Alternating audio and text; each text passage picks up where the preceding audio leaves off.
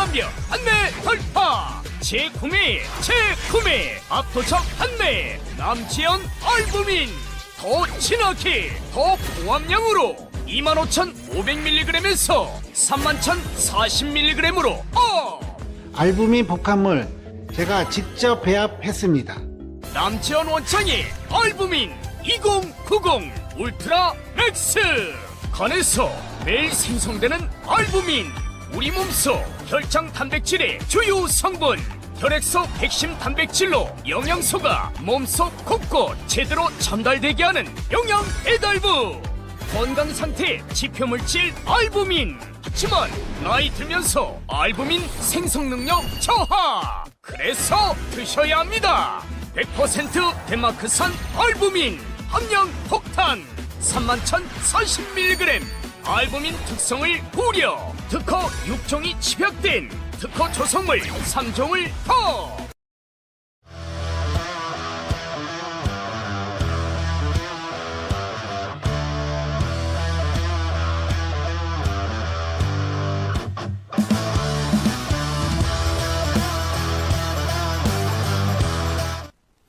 네, 전 세계에 계신 아투TV 시청자 여러분, 그리고 전국에 계신 애국 국민 여러분 반갑습니다. 이영풍의 뉴스 브리핑 시작하겠습니다. 오늘 이런 내용으로 여러분께 설명드리겠습니다.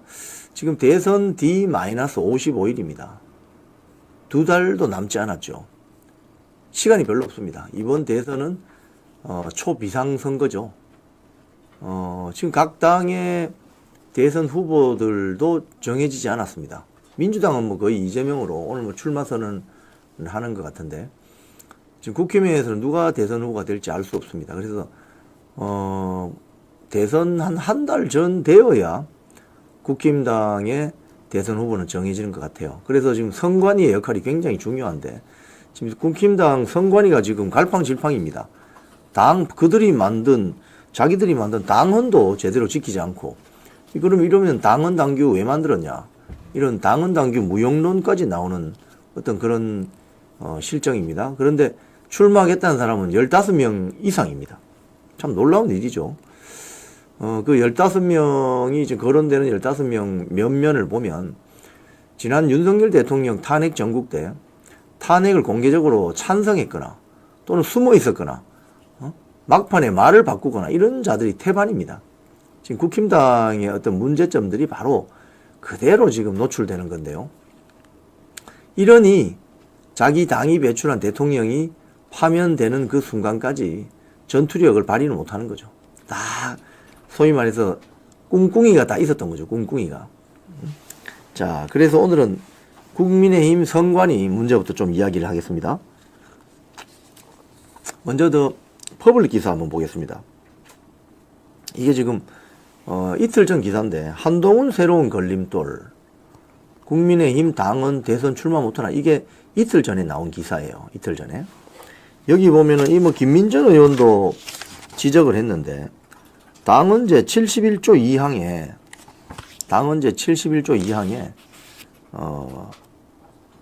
쉽게 이야기하면 대선 1년 4개월 전에는 모든 당직을 사퇴해야 된다. 그래야 대선에 출마할 수 있다. 근데 한동훈은 당대표를 4개월 전에 사퇴했잖아요. 그러니까 한동훈은 원래 당헌에 따르면 출마 자격이 없습니다. 출마 자격이. 근데 그 다음날 또 기사 난 거 보면은, 어제 기사입니다. 쿠키뉴스에. 국힘 선관위 한동훈 대권 출마 자격 논란 일축. 특수한 상황이라서 적용 안 한다. 이게 무슨 소리죠? 여기 보면은 호준석 선관위원, 밑에 보면 내용이 호준석이 나오는데, 호준석은 한동훈 비대위 때 구로입니까 금천입니까? 저 공천 받았던 사람이죠. 물론 나가서 떨어졌지만 호준석이 지금 그 선관위원으로 들어가 있어요. 자, 혹시 그 국민의힘 선관위원 명단 사진 파일이 있으면 나중에 한번 올려주시면 감사하겠습니다. 자, 그런데 국민의힘 그 당헌 당규를 한번 볼게요. 어떻게 되어 있냐. 당헌에 제71조 이렇게 되어 있습니다.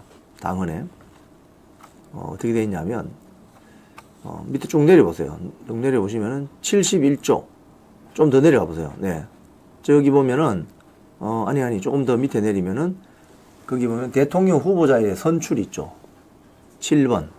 예, 거기를 오른쪽을 클릭해 보시면은, 71조. 예. 자, 여기 보시면은, 71조 2항에 이렇게 되어 있습니다. 대통령 후보 경선에 출마하고자 하는 자는 상임 고문을 제외한 모든 선출직 당직으로부터 대통령 선거일 1년 6개월 전에 사퇴해야 된다. 이렇게 돼 있어요. 그러면 한동훈이 지금 그 당대표 사퇴한 게 지금 1년이 안 됐지 않습니까? 그러니까 이 당헌에 따르면 국민의힘 당헌 제71조 2항에 따르면 한동훈은 경선 출마 자격이 없어요. 없습니다. 그런데 선관위가 지금 특수한 상황이다. 뭐가 특수한 상황이죠? 어떤 특수한 상황? 설명을 해보세요. 어떤 특수한 상황이죠? 선관위가 혹시 명단이 있습니까? 네.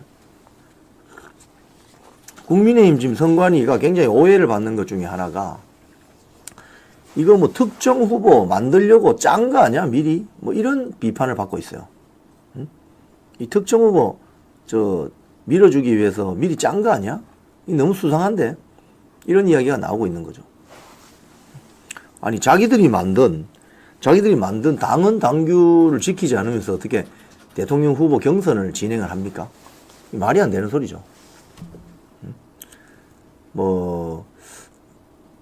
근데 이제 이런 지적은 있어요. 그 이인재 방지법이라고 있어요. 이인재 방지법이라고 있습니다.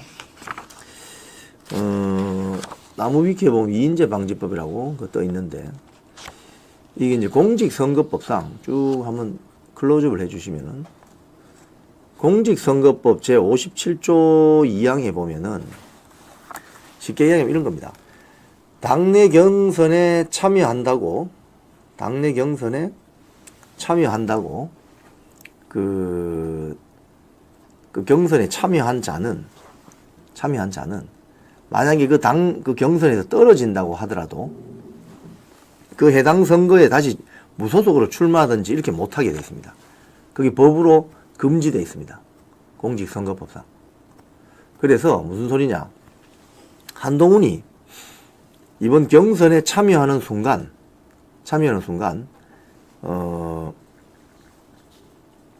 경선에서 탈락하더라도 무소속으로 나갈 수가 없습니다. 그것 때문에 국민의힘 선관위가 한동훈에게 아주 특수한 상황이라고 하면서 경선 출마 자격을 부여한 것이 아닌가. 그렇게 저는 이해가 됩니다. 그런데 이걸 뭐 이해한다 손 치더라도 만약에 국민의힘 선관위가 어떤 멤버들로 좀 구성이 되는지 대충 보이잖아요. 사무총장이라든지 호준석이라든지 뭐 등등 있습니다. 그 세력들이 보면은 친한동훈 계열로 볼 수 있거든요.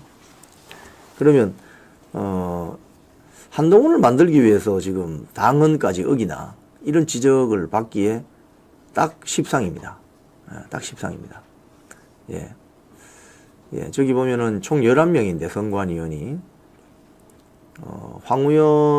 판사 출신의 황우여 전 의원이 선관위원장이고, 예, 등등 이렇게 쭉 구성이 되어 있는 걸 보면 상당히 우려스럽다. 지금 나오는 속보를 보니까 국민의힘 대선 경선 방식이 확정됐는데 그 결과 브리핑이 있습니다. 한번 제가 뉴스 중에라도 입수되는 대로 설명을 해드리겠습니다. 사실 이게 여러분 경기 룰이 중요하잖아요. 경기 룰이 편파적이면 안 됩니다. 자, 이 홍준표 대구시장이 이런 이야기를 했어요. 양자 경선 멍청이 짓이다. 반발했고 당 지도부는 결정된 것 없다. 이제 지금 경선 후보 뭐 룰을 좀 이야기하니까 나오겠지만 여기 이 데일리한 기사네요. 홍준표 양자 경선 멍청이 짓이다. 이게 무슨 소리냐? 홍준표 대구시장이 지금 대선을 한번 치러본 경험이 있는 사람이잖아요. 정치도 오래 하셨고. 근데 이분 말씀은 여기 보면은 이제 대선 경선에서 1차 컷오프, 2차 컷오프가 있는데 1차 컷오프 때 지금 한 15명 나온다고 보면 거기서 한 8명이나 9명 떨어뜨리고 나머지 한 6명 가지고 최종 결승전을 올라갈 사람을 정할 때 보통 3명 아니면 4명으로 정했다는 겁니다. 3명 아니면 4명. 그런데 지금 그 국민의힘 경선 관리 선관위원회가 2명만 올려가지고 최종 2명을 해서 마지막 파이널 경선을 붙이자. 지금 뉴스가 나오는 걸 보니까 선출직 당직자 사퇴 규정은 일시 정지랍니다. 좀 줄었습니다, 지금. 그럼 당헌을 왜 만들죠? 지금 이양수 국민의힘 사무총장이 하고 있는데 1차 경선에서 국민 여론조사로 100% 4명 선출하겠답니다. 그럼 당원들은 이게 보니까 지금 1차 경선에서 국민 여론조사 100%로 4명 선출하면 좀 나오죠? 이게 지금 1차 경선에서 국민 여론조사 100% 선출하면은 그럼 당원들은 국민의힘 당원들이 대통령 후보 만드는 거 아니에요? 근데 국민 여론조사로 100% 간다? 저건 복선이 있는 겁니다. 특정 후보 밀어주기 위한 거라고는 비판받을 수 있죠. 자, 2차 경선에서 선거인단 50%, 국민 여론 50%로 4명 선출한다. 예, 4명 선출한다. 저거는 그대로 통상적인 거네요. 지금 홍준표 대구시장이 이야기한 것도 바로 저 부분입니다. 이 데일리한 기사를 한 번 더 보여주시면은, 그러니까 최종 결승전에서 대통령 후보를 정하는 국민의힘 경선에서 당초에는 2명으로 정한다 이랬거든요. 그래서 홍준표 대구시장이 그 바보 같은 짓이다. 왜? 2명으로 해서 경쟁을 붙이면 너무 치열해지기 때문에 감정적인 앙금이 너무 심해서 본선에 올라가서 민주당 후보하고 좀 붙어야 되는데 그때 에너지가 다 떨어진다. 그래서 그건 수용이 됐네요. 보니까. 자, 여기 이제 기사가 그거고요. 지금 1차 경선에서 이 말도 나오네요. 결승전 4명 경선할 때 한 후보가 50% 넘으면 2인 경선을 하지 않는다. 50% 넘으면은 그냥 바로 결정을 한다 이 말이네요. 그럼 50% 안 넘으면 2인 경선을 하겠다는 소리인데 그러면은 저게 지금 그렇죠. 그렇죠. 저 말이 또 저 말입니다. 그러니까 또 돌아갔네. 그러니까 결선 투표에서 50% 이상 지지, 그러니까 4명으로 결선을 한다는 거 아닙니까? 그 4명을 하는데 한 후보가 50% 결선 나올 수가 있습니까? 그건 현실적으로. 기술적으로. 그러니까 보세요. 결국 2인 경선 한다잖아요. 2인 경선. 그죠? 저게 지금 홍준표 대구시장이 반대한 이유입니다. 2인 경선을 하게 되면, 저렇게 되면은 경선 3번 하게 됩니다. 첫 번째 경선에서는 국민 여론조사 100%로 4명 뽑고, 그럼 국민 여론 지지가 낮은 후보들은 다 떨어지겠죠. 자, 그러면 4명 뽑아요. 4명 뽑은 다음에 또 당원 50%, 국민 여론 50% 해서 또 돌린단 말이죠. 했는데 한 후보가 50% 이상이 안 나오면 1등, 2등만 최종 결승전 올린다 소리거든요. 자, 저렇게 되면 어떻게 되느냐 하면은 그동안은 어떻게 했느냐? 그동안은 4인 경선에서 여론조사를 해가지고 또는 국힘당 당원들이 투표를 해가지고 50%가 넘지 않더라도 제일 득표수가 많이 나온 사람을 그냥 대통령 후보로 뽑고 2등, 3등, 4등은 같이 올라가는 걸로 도와주는 걸로 이렇게 돼 있었단 말입니다. 그럼 덜 싸우게 되죠. 근데 지금 국민의힘 지금 경선 룰이 지금 오늘 발표된 걸 딱 보면은 최종 경선을 2명 붙인다는 거 아닙니까? 결승전을. 그죠? 왜? 4명 1차 컷오프 해도 이 4명 중에서 국민 여론조사 50% 선거인단이 당원들 투표하는 거 아닙니까? 그러면 거기서 4명이 출전했는데 4명 중에서 한꺼번에 50% 이상 득표율이 나올 사람이 있습니까? 없죠, 거의. 없다고 봐야 됩니다.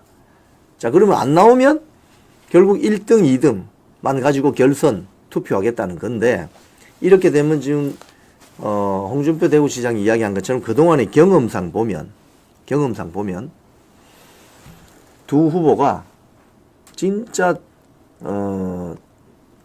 뜯어먹게 되는 완전 난타전이 벌어진다, 이 말이죠. 그러면 저쪽은 이미 민주당의 이재명으로 어대명이라고 하잖아요. 어차피 뭐 대통령은 이재명이다 이런 식으로 어대명이라고 하면서 후보가 이미 정해져 있는데, 이쪽은 결선 투표하면서 후보 간의 난타전 벌어져가지고 약점들이나 취약점들이 다 노출이 돼버리면 본선에 민주당 후보하고 경쟁할 때 엄청나게 불리하죠. 국힘당 선관위가 왜 저렇게 결정하는지 모르겠습니다. 뭐 특정 후보를 지금 염두에 두고 저러는 건 아닌지. 이거는 국힘당 이번에 그 선관위원이 아닌 것 같습니다. 이거는 아닌 것 같습니다. 선관위 위원들이라고. 이게 선관위 위원들이라고요? 이건 아닌 것 같아요. 왜냐하면 호준석이가 안 보이잖아.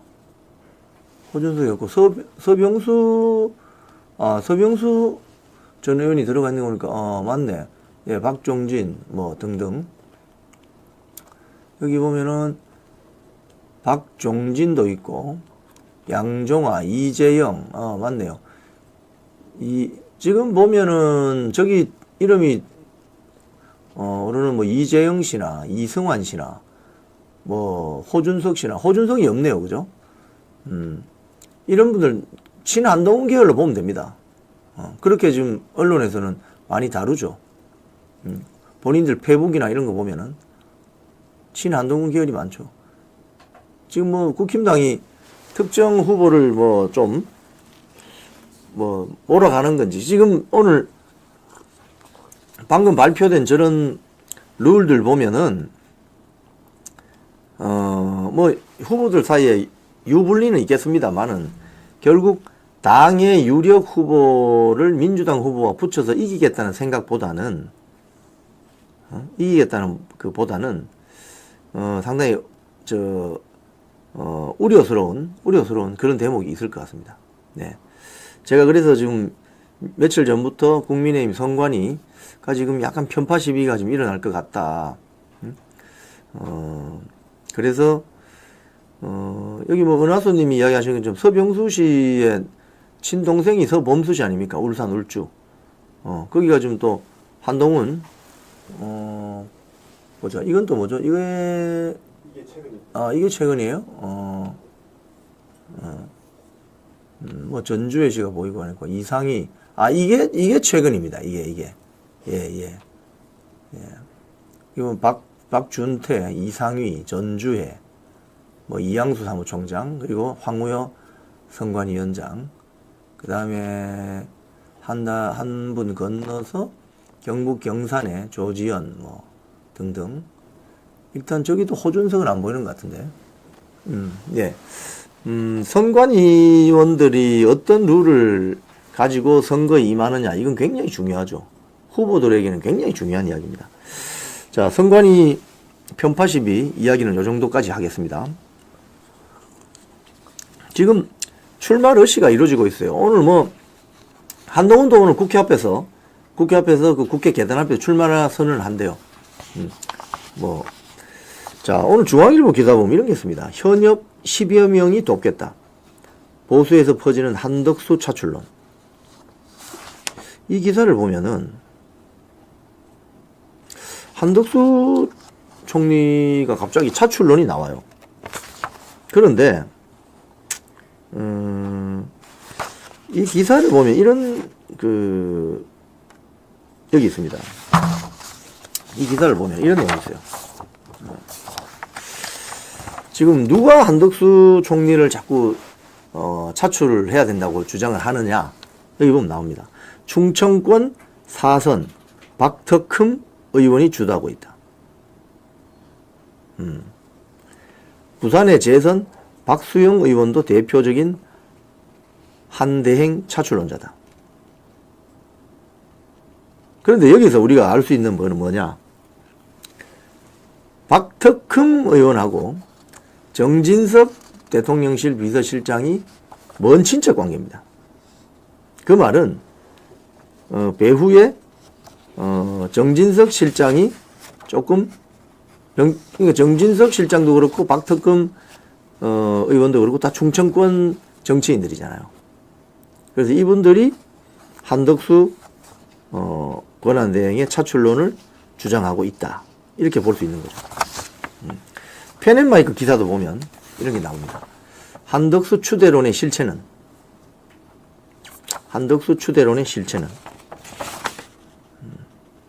여기도 쭉 보면 뭐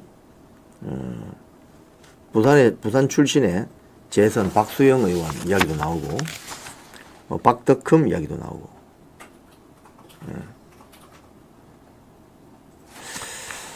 그러니까 이분들은 기본적으로 보면 이제 예를 들자면 뭐 부산 출신의 재선 박수영 의원이나 또는 뭐 박덕흠 의원이나 또는 정진석 비서실장이나 이런 분들은 기본적으로 김문수, 홍준표 또는 누가 있을까요? 이런 쪽하고는 결을 달리한다고 볼 수 있는 거죠. 네, 결을 달리한다고 볼 수 있죠. 그러니까 반 김문수든지 반 홍준표든지 이런 식으로 해서 소위 말해서 밖에 있는 외부 인사를 영입하자. 근데 여러분 이 외부 인사를 영입하는 문제는 아주 신중하게 생각해야 됩니다. 왜냐하면 이게 일종의 용병이거든요. 용병. 지금 국민의힘이 그동안 이 실패한 여러 가지 그 어떤 이유 중에 하나가 자기 당 내에서 장기적으로 정치인을 육성해서 국회의원도 만들고 뭐 도지사도 만들고 시장 군수도 만들고 대통령을 만들어내는 시스템을 실패했습니다. 소위 말해서 불임정당이다. 이런 오명을 뒤집어 쓰고 있거든요. 불임정당이다. 그건 왜 그렇겠습니까? 여러분. 왜 그렇겠습니까? 여러분 한번 생각을 해보세요. 왜 당내에서, 자, 이재명 같은 경우, 민주당 출신으로 성남시장 하다가, 경기도지사 하다가, 대통령 후보 나오잖아요? 앞에 문재인은 어땠습니까? 노무현 정권 때 비서실장 하다가, 그 다음에 한 타임 쉬었다가 대통령 후보 나오죠. 앞에 노무현은 또 어떻습니까? 노무현은 민주당에 있다가 동서화합이라는 그 이야기를 하다가 민주당에 있다가 꼬마 민주당으로 3당 합당에 YSJP 노태우 3당 합당을 반대해서 꼬마 민주당으로 털고 나가버리죠.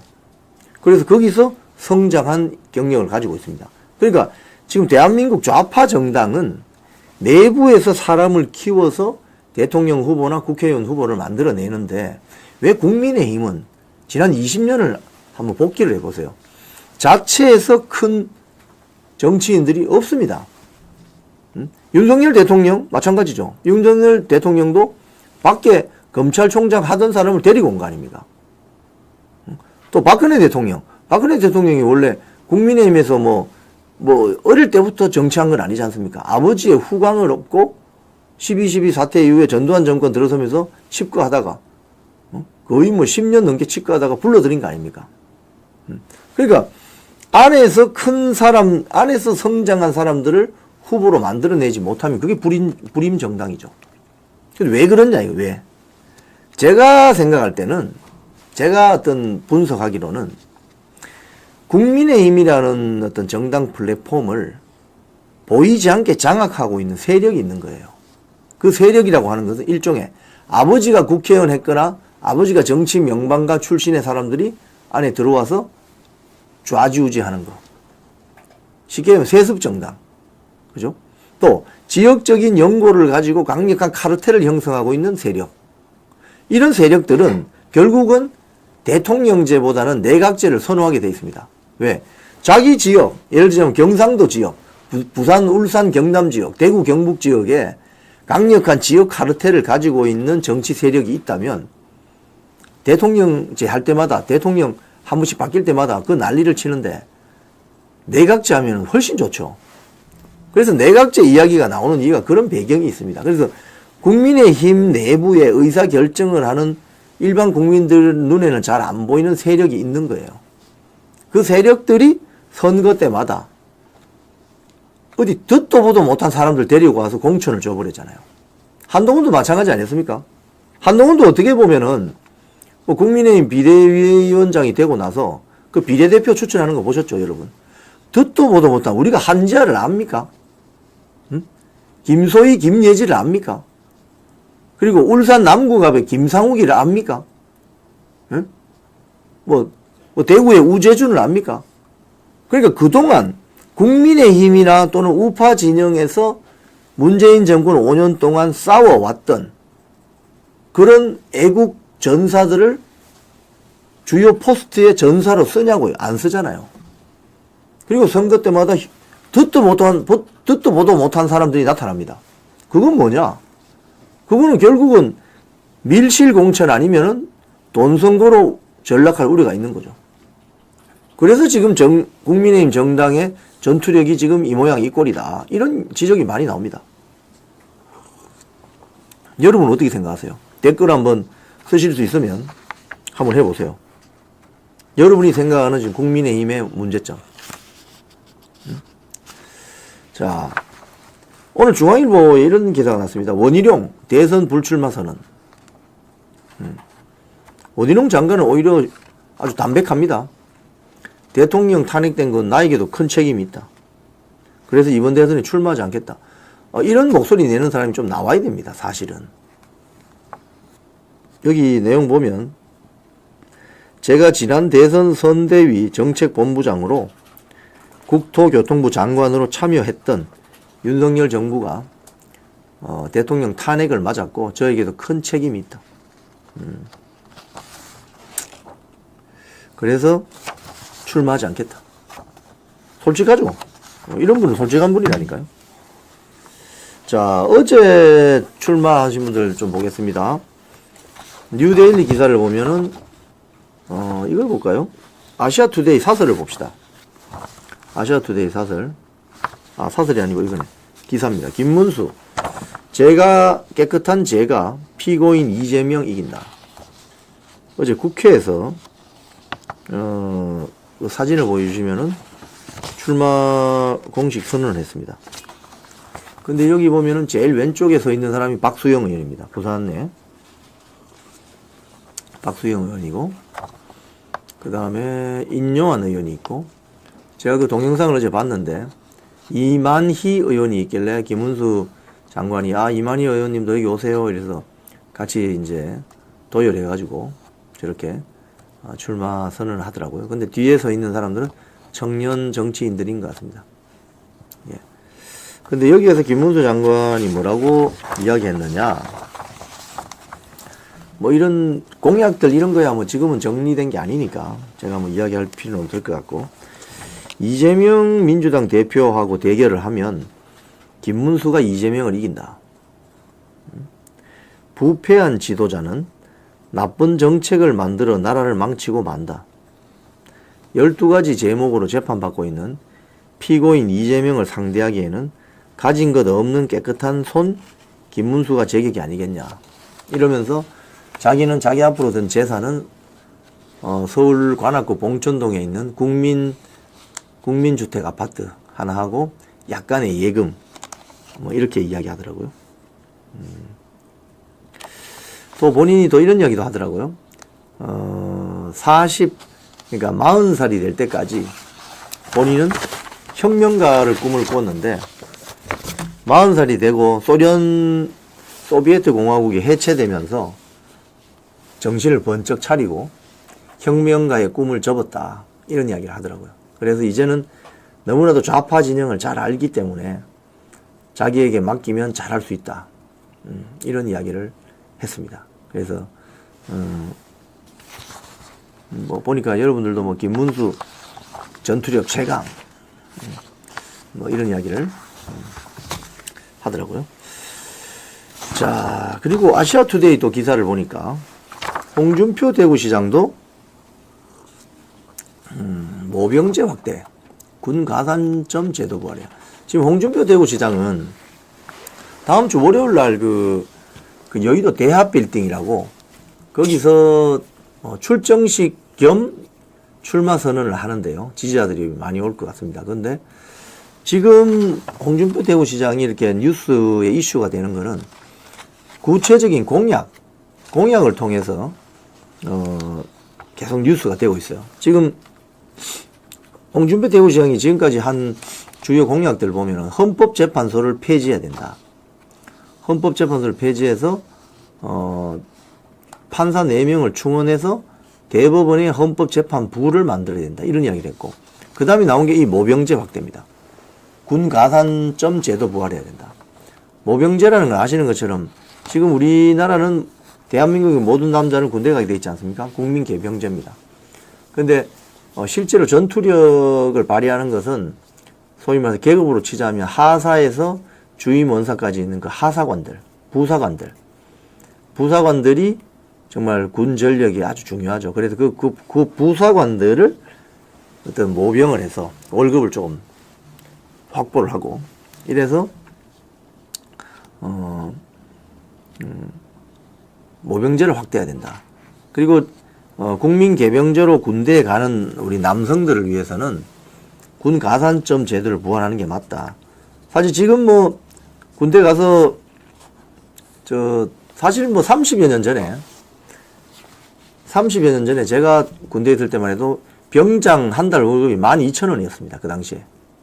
병장 한 달 월급이. 근데 지금 병장 한 달 월급이 200만 원 넘잖아요. 그러니까 이제 그런 어떤 병역 의무를 지는 남성들에 대한 부사관이 뭔 전투력이야. 해문님이 말씀하셨는데 지금 군 관련 제가 이야기를 뭐 댓글을 쓰셨으니까 제가 한 말씀 드리면은 미군이 세계 최강의 전투력이라고 하잖아요. 거기 가보시면은 제가 미군 부대 전투보병 출신입니다. 휴전선에서 근무했습니다. 미군의 전투력은 어디서 나오느냐? 부사관에서 나옵니다. 부사관.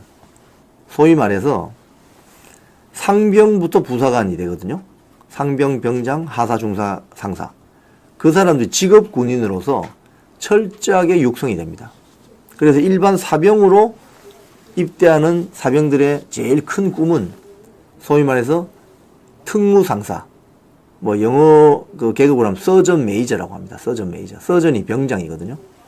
서전 중에 제일 대빵. 서전 메이저가 되는 게 꿈이에요. 그 사람들은. 그리고 서전 메이저가 되면 항상 대대장, 대대급이는 대대장, 연대급이는 연대장 이렇게 다니기 때문에 지금 우리나라 부사관들 여러분 이거 아셔야 됩니다. 지금 부사관들이 군대 싫다고 다 나가고 있어요. 왜? 월급 박하죠. 월급 박봉이죠. 그리고 10년 정도 자기 해당 지역에서 근무하게 되면은 나머지는 또 강원도 최전방으로 가서 한 10년 있어야 된다고 하더라고요. 월급 박봉이죠. 군인 아파트 여러분 실태 아시죠? 군인 아파트의 실태. 누가 군대 근무하겠습니까, 여러분? 그러니까 지금 우리나라 국방력이 큰일이라는 거예요, 큰일. 응? 일반 장병을 모병제로, 그러니까 100%, 응? 100% 모병제로 가기는 힘들 거예요. 100%. 응? 지금 이 홍준표 대구시장이 이야기하는 게 뭐냐. 모병제를 확대한다는 것은, 지원자에 한해서 하사, 중사, 상사. 이거 보세요. 방금 이 올려드린 기사. 병사보다 못하다. 대한민국 직업군인들 상황 처참하다. 지금 단기 하사로 입대하는 사람들요. 병장보다 임금 뭐 그렇게 많지 않습니다. 그런데 요즘 군대가 굉장히 민주화되어서 옛날처럼 뭐 30년 전처럼 뭐 사역을 시키고 이렇게 잘 안 한답니다. 그걸 누가 하느냐? 부사관들이 다 하는 거예요. 그리고 일반 병들이 1년 6개월 근무하고 나가기 때문에 지금 대학에서 ROTC 지원자도 현격히 줄었습니다. ROTC 과정을 거치면 졸업하자마자 대한민국 소위로 육군들은 휴전선 철책 근무를 지키는데 누가 휴전선 지킬 겁니까 앞으로? 예. 그래서 군 문제가 상당히 심각하다. 군 가산점 제도도 부활해야 된다. 오늘 홍준표 시장은 뭐 로스쿨도 폐지해야 된다 이런 이야기도 하더라고요. 자, 그러니까 지금 홍준표 대구시장의 지금 보니까 선거 전략은 구체적인 이제 본인이 기자회견 하기 전까지 다음 주 월요일날 출정식 하기 전까지 구체적인 공약으로 지금 계속 이슈를 만들고 있는 거예요. 나름 나는 굉장히 지혜로운 전술이죠. 뭐 모병제 확대, 군 가산점 부활, 로스쿨 폐지, 뭐 판검사 임용을 위한 뭐 시험, 또 뭐 헌법재판소 폐지 이런 식으로 구체적으로 찔러내고 있는 거죠. 예. 자, 공약이 마음에 들긴 하네요. 자, 그 다음 아시아투데이 기사 보면 대선 출마 선언한 황교안 전 총리는 무소속으로 지금 출마합니다. 국힘당에서 나왔습니다. 무소속 출마. 반국가 세력을 척결하겠다. 부정선거 이슈하겠다. 근데 이제 황교안 총리 같은 경우 제가 이 쭉 기사를 읽어보니까 어떤 느낌이 드느냐 하면 황교안 전 총리는 제가 이게 저의 개인 내피셜입니다. 황교안 총리는 아마 선거 막바지에 가면 부정선거 이슈를 크게 어떤 강조하면서 아마도 보수파 정당의 후보를 지지하지 않을까 저는 그런 생각이 예상이 됩니다. 제 예상입니다. 개인적인 예상. 근데 부정선거 이슈만큼은 확실하게 제기하겠다. 요런 여기 뭐 내용이 있네요. 여기 이제 어제입니다. 어제 오전에 황교안 전 총리가 대선 출마 기자회견하는 모습을 아시아투데이 라방에서 방송을 해드렸습니다. 참 저분이 다른 건 몰라도 부정선거 관련 이슈를 계속 줄기차게 거의 10년 가까이 주장한다는 건 상당히 원칙이 있고 소신이 있는 것만은 확실한 것 같습니다. 네. 윤 어게인 이야기 좀 하겠습니다. 어제 펜앤마이크 기사를 보니까 우리 윤 어게인 어제 방송 나간 화면을 좀 보여줄 수 있나요? 아투. 네, 한번 보시면 제가 어제 그제 이틀 동안 윤 어게인 행사에 처음부터 끝까지 다 참여를 했습니다. 왜냐하면 윤 어게인이 도대체 무슨 말인지 어제 이태원역에 모이신 분들의 모습입니다. 어제 윤 어게인 저 행사를 제가 가보니 저기 피켓이자 윤 어게인으로 되어 있잖아요. 저게 무슨 말일까?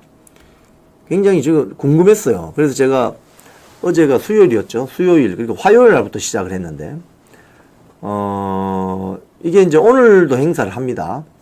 금요일 날 윤석열 대통령이 이제 한남동 에서 본인의 사저가 있는 곳으로 이제 가기 때문에 오늘 저녁까지 이태원역에서 한남동 관저 앞까지 행진하고 연설하고 집회하는 걸 오늘까지 한답니다. 오늘이 마지막 날인데 토요일은 또 강남에 가서 또 하겠다. 뭐 교대 앞 거기 윤석열 대통령 사저 근처에 가서 또 뭐 안정권 대표 등이 하는 집회가 열립니다. 근데 저기 어제 가보면 굉장히 많은 사람들이 왔어요. 사실은. 근데 저기 참여하는 인력의 거의 제가 봤을 때 한 70%? 80%는 청년들입니다. 청년들. 예, 저기 이제 한남동 이제 왔는데 저기 북치고 하죠. 북 두드리는 저 청년들이 다 2030 현역 대학생들이나 청년들이에요. 그래서 그동안 그 집회를 보면 주로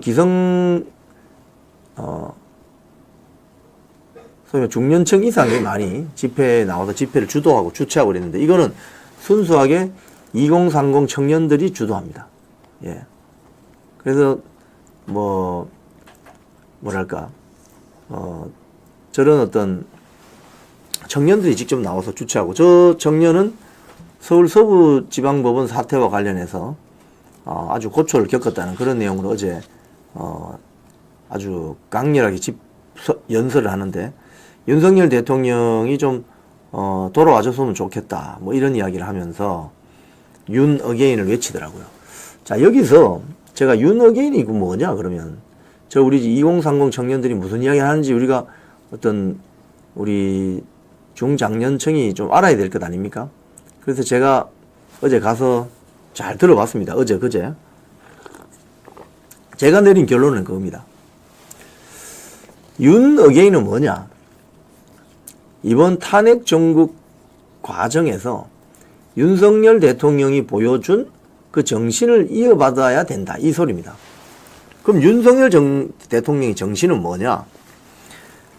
저기 나와서 연설하는 또는 인터뷰를 해본 2030들의 이야기는 뭐냐? 윤석열 정신이란 건 뭐냐? 이겁니다. 기존의 정치인들은 자기가 약간 손해볼 것 같으면 절대 중요한 이슈라 하더라도 이야기를 하지 않는데, 윤석열 대통령은 본인이 감옥에 갈 것을 각오하고 비상계엄 조치라는 걸 통해서 부정선거 이슈화를 시켰고, 또 대한민국을 망치는 반국가 세력의 실체에 대해서 이렇게 폭로를 했다 이거예요. 그런 점에서 기존 정치인들하고는 좀 다르다. 자기가 손해볼 게 뻔한데 그 손해를 감수하면서 국민들에게 이야기할 수 있는 걸 이야기했다. 그리고 대통령, 그러니까 대한민국 최고의 선출 권력이 대통령인데, 대통령이 됐으면은 뭐 자기 임기 동안 특별하게 무리 없이 현상 유지하면서 뭐 야당하고도 좀 잘 협조하고 그냥 좋은 게 좋다 이런 식으로 갈 수 있었는데, 그게 아니라는 거죠. 그러니까 반국가 세력의 실체를 드러내고 또 부정선거를 이슈화시키고 이런 것들이 본인에게 고스란히 피해로 다가왔음에도 불구하고 그거 뭐 의식하지 않고 뭐 개의치 않고 이 쉽게 이야기하면 비상계몽이라고 표현을 합니다. 그렇게 했다. 그래서 윤석열 대통령의 저 정신을 이어받아야 된다. 그게 윤어게인이다.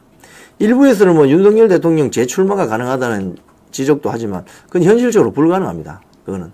왜냐하면 일단 대한민국 87 체제 헌법은 대통령 단임제이기 때문에 연임이나 중임이 안 됩니다.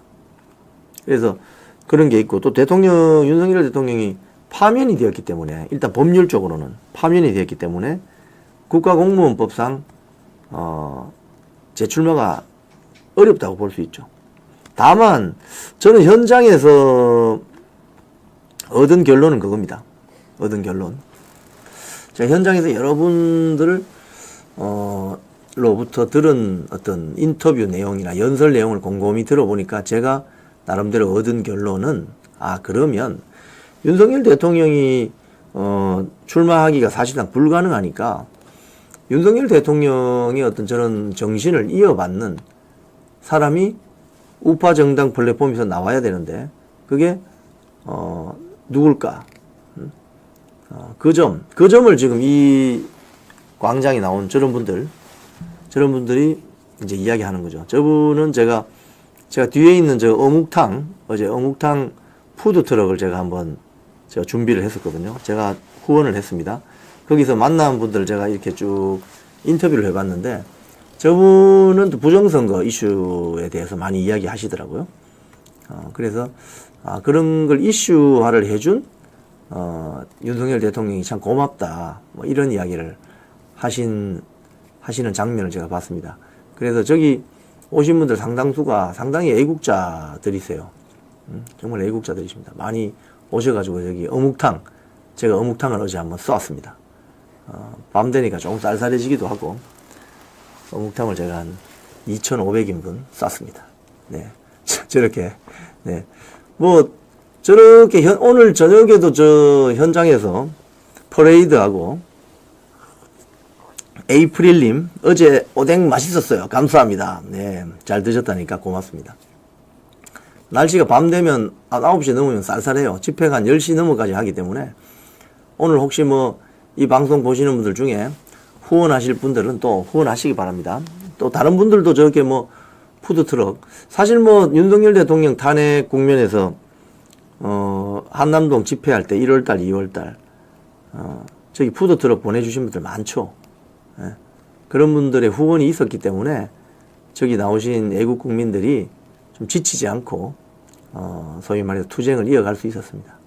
네, 어제 참 보람차고 흐뭇했습니다. 예. 줄이 너무 길어요. 네. 자, 집회는 어디서 하나요? 집회는, 그러니까 제가 이 윤어게인 다시 한번 설명드리면은 7시 반까지 6호선 이태원역 3번 출구 앞으로 오시면 돼요. 혹시 스패너님들 안내해 주실 수 있으면 이거 해주세요. 오늘 저녁 7시 30분 이태원역 3번 출구로 오시면 한 8시쯤 출발을 합니다. 출발해서 한강진역까지 이렇게 쭉 행진을 해요. 차선을 하나 이렇게 확보해서 쭉 같이 갑니다. 그럼 맨 앞에 무대 차량, 중간에 스타렉스 또 있고 뒤쪽에 또 차량이 있습니다. 그래서 쭉 갑니다. 이태원역 3번 출구입니다. 예. 이태원역 3번 출구. 그리고 좀 늦게 오시는 분들은 아예 그 한강진역 맞은편에 있는 루터교회 앞에 되면은 한 8시 반쯤이나 9시 되면 이 집회 퍼레이드 하던 행렬이 도착하게 됩니다. 그럼 거기서 같이 집회하실 수 있어요. 다 신고 다 돼 있고. 예. 6호선 이태원역 3번 출구 7시 30분.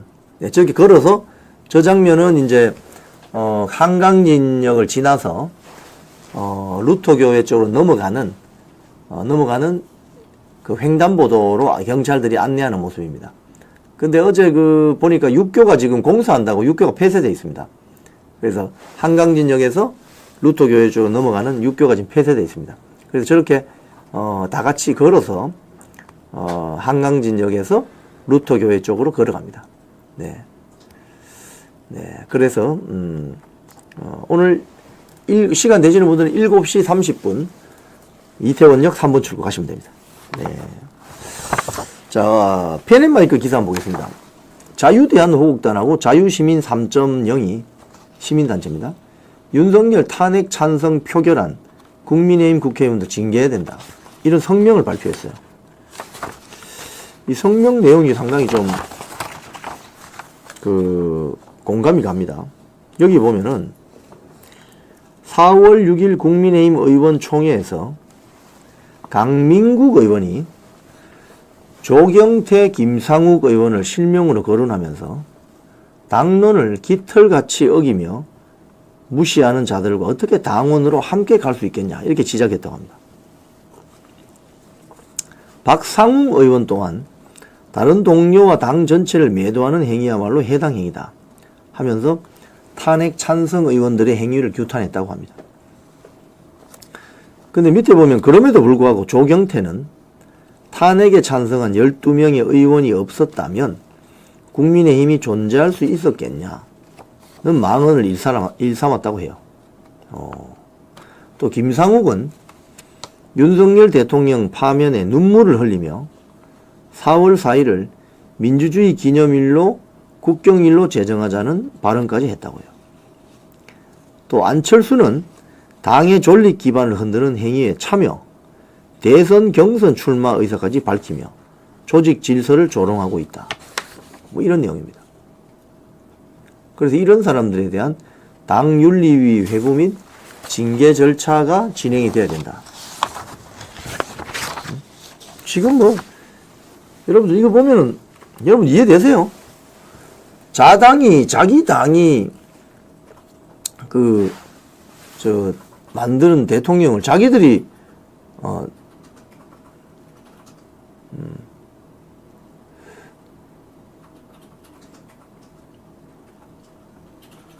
지금 참 자당이 배출한 대통령을 그 자리에서 몰아낸 사람들이 더 뻔뻔스럽게 이야기하는 거죠, 지금. 그리고 뭐 국가 기념일로 만들어야 되는 김상욱이는 원래 문재인 지지자 아닙니까? 근데 저런 자들이 어떻게 공천을 받았느냐? 다 거기 한동훈 비대위 아닙니까? 거기에 사실 경선으로 나온 후보들 중에 변호사도 있었고 괜찮은 멤버들이 있었는데 다 쳐내버리고 그냥 국민 추천제인가? 뭐 누가 추천했는지 알 수가 없어요. 그냥 김상욱이가 울산 남구갑이면 서울로 치면 강남입니다. 강남. 울산에 굉장히 소득 수준이 높은 동네예요. 거기에 자리에 꽂아준 한동훈 비대위. 누구 이 보이지 않는 손이 작동한 겁니까? 그러니까 결국 보세요. 대통령 배신하는 저런 행위가 나온 거죠. 저 조경태, 김상욱이 다 마찬가지예요. 조경태는 한동훈의 정치적인 멘토 역할을 하려고 했던 거 아닙니까? 조경태도 원래 정치는 민주당에서 시작했습니다. 민주당에서 정치 시작해서 부산 사을에서 3선 국회의원이 되고 문재인하고 틀어지면서 이 미래통합당으로 넘어와서 또 3선. 그러니까 이게 뭐 정치라는 것이 결국은 집권을 목표로 한 동일한 정치 이데올로기로 무장된 정치 결사체인데 저런 사람들 보면 전 정치 결사체가 아니죠. 철새 정치인들이죠. 철새 정치인. 예, 저 화면을 보니까 속이 울렁거린다고 하십니다. 시청자들이 내려주시기 바랍니다. 속이 울렁거립니다. 네. 자, 지금 이재명이 오늘 중앙일보 보니까 10분 다큐로 출사표 던진다. 오늘 대선 출마 선언했습니다. 저 밑에 사진 한번 보시죠. 사진. 제가 사진 한번 보세요. 자, 저기 흐뭇한 표정으로 인사를 박수치고 있는 김민석, 또 옆에 이은주, 전현희, 박찬대. 보십시오. 다 국회의원들. 야, 공천 주셔서 고맙습니다. 하는 저 모습. 흐뭇한 모습. 그러면서 이제 오늘 10분짜리 다큐로 출사표를 던졌다고 하는데, 뭐, 선거 사무실 차릴 것도 없고, 그냥 뭐 대규모 출정식도 필요 없는 거죠. 민주당은 이미 이재명으로 대선 후보가 정해진 것 같습니다. 그러니까 흐뭇하게 10분 다큐라는 걸 방송에 공개했는데 조금 전에 이 방송 진행하는 과정에 연합뉴스 TV에 그 10분 다큐 요약본이 쭉 나오더라고요. 제가 그걸 보면서, 야, 참, 10분 다큐를 틀어가지고, 방송을 하면서 출마 선언을 할 수도 있구나. 제가 그걸 보면서 조금, 야, 민주당은, 이거 말씀하신 건 수령님이네. 수령님이 맞네. 네. 자, 테넷마이크 기사 요거 하나 소개하겠습니다. 그리고 방송 좀 정리하죠. 신자유연대 김상진 대표가 출소했습니다. 어제 새벽에 1년 정도 수감 생활을 마치고 김상진 대표가 출마했습니다. 쭉 사진만 보여주시죠. 그 사진 밑에 보시면은 나오면서 저 지지자들에게 인사를 하고, 또 그 밑에 사진 보시면은 지지자들이 같이 기념 촬영을 하고, 저 현수막 내용을 보니까 아스팔트 대통령 김상진 복귀, 꽃길만 걸으세요. 신자유연대. 저분이 수감되기 전에 뭐 용산 삼각지 집회를 사실상 주도한 분인데, 이제 윤석열 대통령 탄핵되고 나서 이제 어떤 식으로 집회를 주도할지 좀 기대가 됩니다. 자, 마지막 기사 하나 소개하겠습니다. 조선일보 오늘 보던데요. 대만으로 불똥 튄 관세 전쟁. 중국에서 6개월 내 대만 침공론이 확산되고 있다. 이 상당히 섬뜩한 뉴스입니다, 여러분. 지금 대만은요, 대만 해역이 그 동진하입니다, 동진하에. 그러니까 이제 쿠로시오 해류가 쭉 올라오면서 대만을 거쳐서 우리 한반도, 뭐 거문도쯤에서 쫙 갈라집니다. 그래서 오른쪽으로 가면 일본 열도를 따라 올라가고 왼쪽으로 가면은 중국으로 들어가는 건데, 이 대만하고 중국 메인 그 대륙 사이에 물살이 세죠. 좁으니까 파도가 많이 칩니다. 그런데 연중 그 2달 정도 파도가 잘 안 치는 계절이 있어요. 그게 언제냐? 4월달하고 10월달입니다. 그래서 이 기사에도 보면 나오는데, 중국군이 지금 대만을 거의 포위하다시피 해가지고 대만으로 들어가는 지하 해저 케이블도 끊어버리고 대만을 완전히 고립시켜서 침공할 가능성이 있다. 지금 트럼프가 중국에 대해서 지금 관세를 거의 100%, 104%라고 하잖아요. 100% 관세 때려버리면 어떤 현상이 발생하느냐. 중국의 공장들 문 다 닫아야 됩니다. 예. 닫았죠. 미국이 그럼 어떻게 되겠습니까? 물가가 올라가겠죠. 물건 값이 비싸지니까. 인플레이션, 물가가 올라가겠죠. 그걸 감수하고 지금 트럼프가 중국하고 무역 전쟁을 선언한 겁니다. 그런데 이걸 중국이 어떻게 대응을 할까? 관세 전쟁을 어떻게 대응을 할까? 저는 두 가지의 예상을 봅니다. 하나는, 우리 관세 전쟁 더 이상 하지 말자. 그러면서 미국이 요구하는 걸 들어줄 가능성. 그런데 지금 시진핑의 어떤 그동안 행보를 봤을 때 들어줄 가능성이 없죠. 그러면 국내의 불만 세력을 잠재우기 위해서 무슨 소리냐? 중국이 만약에 제조업체들이 문을 닫으면 어떻게 되겠습니까? 실업률이 폭등하겠죠. 지금도 중국 대학생들 취업 안 됩니다, 여러분. 실업률이 엄청 높아요. 그러니까 이런 가운데 불만 세력들을 관심을 외부로 돌리는 방법은 뭡니까? 역사적으로 보면 전쟁이죠. 민족주의 감성을 건드려가지고 대만을 통일해보자. 그럼 대만을 침공할 가능성이 있습니다. 그럼 이게 남의 일이냐? 이재명이 뭐라고 했습니까, 여러분? 중국 가서도 쉐쉐, 대만 가서도 쉐쉐 이렇잖아요. 근데 현실은 그렇지 않습니다. 국제정치는 여러분, 제가 방송에서 자주 드리는 말씀인데, 냉정한 국제정치는 달러 아니면 주먹입니다. 달러도 없고 주먹도 없으면은 강대국 밑에서 신음하게 됩니다. 그거 우리가 경험했잖아요. 1910년부터 1945년까지 36년 동안 일본 제국주의 밑에서 신음했잖아요. 그리고 우리는 이 대한민국 국민들, 대한민국 대한민국 앞에 조선의 사람들은 그걸 다 체험했습니다, 몸으로. 달러가 없거나 주먹이 없으면은 국제 정치 상황에서 냉정하게 당한다. 그걸 경험했습니다. 자, 그래서 만약에 타이완에 전쟁이 난다. 중국 인민해방군이 타이완 침공한다. 그럼 미군이 가만히 있겠어요? 막으려고 하겠죠. 그럼 그 병력을 어디서 끌어다 오겠습니까? 주한미군이죠. 그래서 지금 트럼프 행정부가 주한미군 역할 재조정론이라는 이야기를 자꾸 합니다. 며칠 전에 북한 군들이 한 10여 명 총기를 휴대하고 DMZ를 왔다 갔다 한 적이 있었죠. 네? 한국군을 지금 테스트 해보는 거죠.